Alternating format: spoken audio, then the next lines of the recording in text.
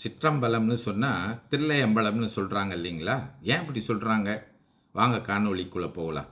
தென்னாடுடைய சிவனே போற்றி எந்நாட்டவருக்கும் இறைவா போற்றி. அனைவருக்கும் வணக்கம். இந்த காணொளியில் தமிழ்ச் சைவர்கள் யாராவது சிற்றம்பலம் அப்படின்னு சொன்னால் அதுக்கு பதில் தில்லையம்பலம் என்று சொல்லுவாங்க. ஏன் அப்படி சொல்கிறாங்க தெரியுங்களா? மிக அருமையான செய்திங்க அதில். சிலர் பார்க்கின்ற போது வணக்கம் அப்படின்னு சொல்லுவாங்க, பதிலுக்கு நாம் வணக்கம் சொல்லுவோம். சிலர் கொஞ்சம் சமயம் சார்ந்து இருக்கின்றவர்கள் நீங்கள் பார்த்தீங்கன்னா திருச்சிற்றம்பலம் அப்படின்னு சொல்லுவாங்க. நாமளும் தில்லையம்பலம்னு சொல்லுவோம். அப்படி சொல்லணுமா, சொல்லாட்டினா தப்பா அப்படின்னு கூட சிலர் கேட்குறாங்க. சொல்லாட்டினா தப்பு இல்லைங்க. திருச்சிற்றம்பலம் சொன்னால் பதிலுக்கு திருச்சிற்றம்பலம் சொல்லலாம். தில்லையம்பலம் என்று சொன்னாலும் தவறு கிடையாது. இப்போது மற்றவர்கள் பார்த்திங்கன்னா, இப்போது வைதிகம் சார்ந்து இருக்கின்றவர்கள், வேத சமயம் சார்ந்து இருக்கின்றவர்கள் ஹரி ஓம் என்று சொல்லுவார்கள். இப்போ தமிழ் சைவ சமயத்தை சார்ந்து இருக்கின்றவர்கள் நீங்கள் பார்த்தீங்கன்னா அவங்க திருச்சிற்றம்பலம் அப்படின்னு சொல்லுவாங்க. இந்த திருச்சிற்றம்பலத்துக்குள்ளே வணக்கமும் அடங்கி இருக்குதுங்க. அதனால தான் சில பேர் வணக்கம் திருச்சிற்றம்பலம் அப்படின்னு சொல்லுவாங்க, சில பேர் திருச்சிற்றம்பலம் வணக்கம் அப்படின்னு சொல்லுவாங்க. இப்போ அந்த திருச்சிற்றம்பலம்னா என்ன அப்படின்னு நம்ம பார்க்க போகிறோம். சிற்றம்பலம் என்று சொன்னால் சிறிய, அம்பலம் என்று சொன்னால் வெளி என்று பொருள்.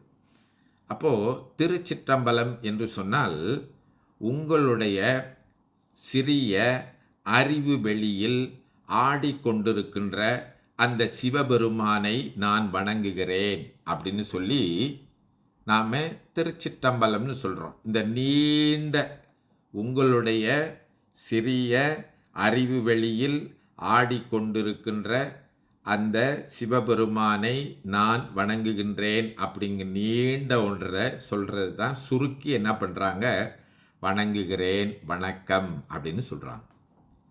இப்போ இறை நம்பிக்கை இல்லாதவங்க அந்த திருச்சிற்றம்பலத்தை விட்டுருவாங்க, இறைவனை சிந்திக்காமல் வெறும் வணக்கம் என்று மட்டும் வைக்கிறாங்க. அப்போ நம்ம வணக்கம்ங்கிறது தமிழ்ச்சைவர்களை பொறுத்த அளவில் அந்த நபருக்கு வணக்கம் சொல்கிறது இல்லைங்க. அது அவர்களுக்கு உள்ளே உயிரில் கலந்திருக்கின்ற, உயிர் அறிவில் நம்மை பிரியாமல் இருக்கின்ற அந்த இறைவனை வணங்குவதாக சொல்லி தான் வணக்கம் சொல்கிறோம், திருச்சிற்றம்பலம் சொல்கிறோம். அதனால தான் நம்ம காலை வணக்கம் மாலை வணக்கம்லாம் சொல்கிறதில்ல. இப்போ சிலர் இப்போ நமக்கு ஆங்கிலத்தில் இருக்க இந்த ஆங்கிலேயர்களுடைய பண்பாட்டு கலப்பு நமக்கு ஏற்பட்டுட்ட பிறகு அவங்க அந்த குட் மார்னிங் குட் ஈவினிங் அப்படிலாம் சொல்கிறாங்க இல்லைங்களா? அதை பார்த்துட்டு நாமளும் காலை வணக்கம் மாலை வணக்கம் அப்படிலாம் சொல்லிகிட்டு இருக்கிறோம்.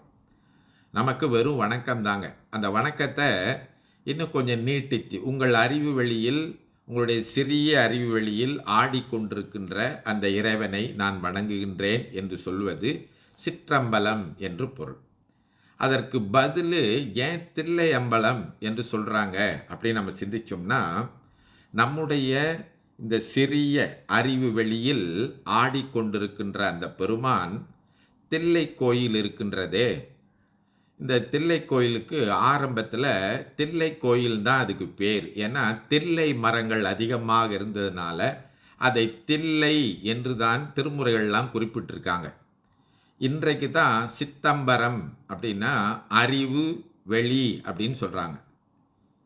முன்பு காலத்தில் சிதம்பரம் என்ற அந்த கோயிலுக்கு பேர் இல்லை. திருமுறைகள்லாம் பார்த்திங்கன்னா தில்லை கோயில் அப்படின்னு தான். கோயில்னாலே அது சிதம்பரத்தை தான் குறிக்கும், தில்லை கோயிலை தான் குறிக்கும் என்று சொல்லுவார்கள். அப்போது நமக்கு திருமுறைகள் எல்லாம் அது தில்லை என்று தான் குறிக்கப்பட்டிருக்கின்றது. அந்த தில்லை எப்படி இருக்கின்றது அப்படின்னா, இங்கு நம்முடைய சிறிய அறிவு வெளி சிற்றம்பலத்தில் ஆடிக்கொண்டிருக்கின்ற அந்த பெருமான் பேரறிவு வெளியில் ஆடிக்கொண்டிருக்கின்றான், அண்ட வெளியில் ஆடிக்கொண்டிருக்கின்றான் அப்படின்னு சொல்கிறது தான் அவங்க என்ன பண்ணுறாங்க, தில்லை அம்பலம் என்று குறித்து நிற்பதாக சொல்கிறாங்க. சிவபெருமான் தில்லையில் ஆடிக்கொண்டிருப்பது நாம் இந்த சிற்றறிவு வெளின்னு சொன்னோம் இல்லைங்களா, அவன் பேரறிவு வெளியில் ஆடிக்கொண்டிருக்கின்றான் என்பதை பொதுவில் காட்டி கொண்டிருக்கிறான். அதனால தான் சேக்கிழார் பாடுகின்ற போது பொது நடம் போற்றி போற்றி என்று சொல்லுவார்.